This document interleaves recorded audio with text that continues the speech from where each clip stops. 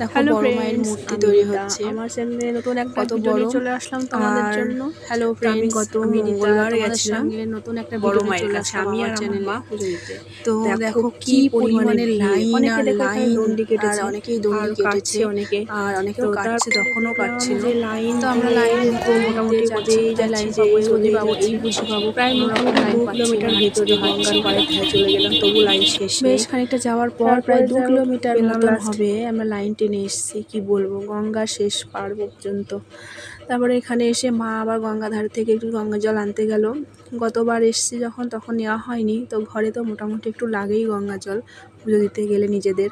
তার জন্য বাড়ি থেকে ছোটো একটা ঢপ নিয়ে এসেছিলাম, তো ঢপে করে মা জল আনতে গেল আর আমি লাইনে দাঁড়িয়ে আছি। এত রোদ, তারপরে আমি ছাতা নিয়ে যাইনি। এদিকে মায়ের দেখো পাশে মোহের ফটো পুজো মানে বিক্রি হচ্ছিল। আমি প্রথমবার গিয়ে আমি একটা ফটো নিয়েছিলাম, তারপরে আমি গেলাম গঙ্গার ধারে, গিয়ে আমি একটু গঙ্গা থেকে জল টল মাথায় ছিটিয়ে আসলাম। তারপরে বড় মায়ের লাস্টে মন্দিরে ঢুকতে পারলাম 3 ঘন্টা লাইন দাঁড়ানোর পর। তো জয় বড় মা, সবার মঙ্গল করো, শুভ দীপাবলি।